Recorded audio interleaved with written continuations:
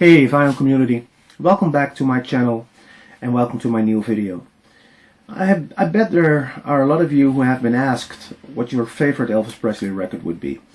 And then you probably answered in the lines like, there is no Elvis Presley favorite record, or it's very hard to pick one because he got such an extensive catalog. But now let me ask you another question. What would you recommend to someone who would start out an Elvis Presley collection, or someone who wants to have some of his records in his collection? What would you consider your 5 most essential Elvis Presley records? So that's what this video is about. This video, I'm going to show you what I consider to be the 5 most essential Elvis Presley records. 2 rules. No live records, no compilations. Alright, so this is what I came up with. The first one, of course, is his debut record for RCA in 1956. And this is, I consider this to be like a blueprint for rock and roll music. You know, I think a lot of bands and groups or rock and roll musicians use this as their inspiration, at least as one of their inspirations. So this is a great record to start an Elvis Presley collection with. It's his debut from 1956. Got great tunes on it like Blue Suede Shoes, Trying to Get to You, I Got a Woman.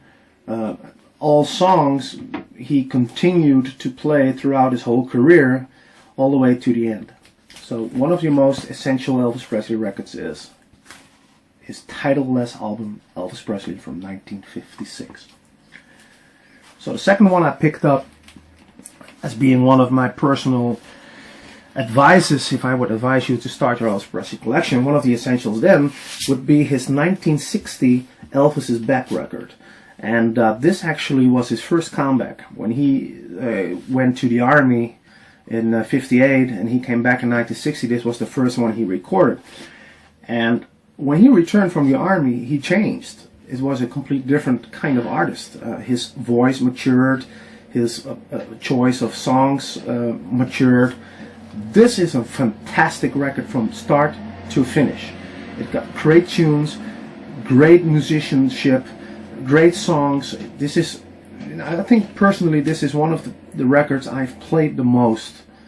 Actually, this is a second copy I purchased because the first one I have is pretty worn out. You should have this in your collection. Elvis is Back.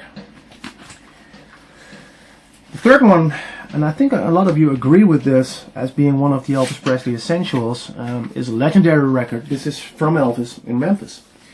And this one is from 1969. Again, like Elvis is Back, this was kind of like a return to recording studio albums. Before this, he was recording a lot of soundtrack albums with, which were not so very good. This actually shows a very, very good Elvis Presley. His voice changed, matured again. His songs choice changed and matured. And this is a legendary record. I want to go into this a little bit more deeper in a future video. But this is one of the essentials. It's got In the Ghetto on it, which is the smash hit from this record. Right, the next one I picked up as one of the essential records is this one. This is That's the Way It Is. Actually, it was hard for me to choose between this one and Elvis Country. Those are 2 fantastic records, but eventually I came up with this one. This is the soundtrack for a documentary which is called That's the Way It Is. And actually, it's a mix of some live performances and studio tracks. And it's also, just like Elvis is Back, just like from Elvis in Memphis, this is a record you can play from the beginning to the end, and there is not a dull moment on it. Every song is near perfect. So, essential listening, that's the way it is. The final one in my list of 5 most essential Elvis Presley records is this one from 1977. It's Moody Blue. Moody Blue was his final record that came out during his lifetime.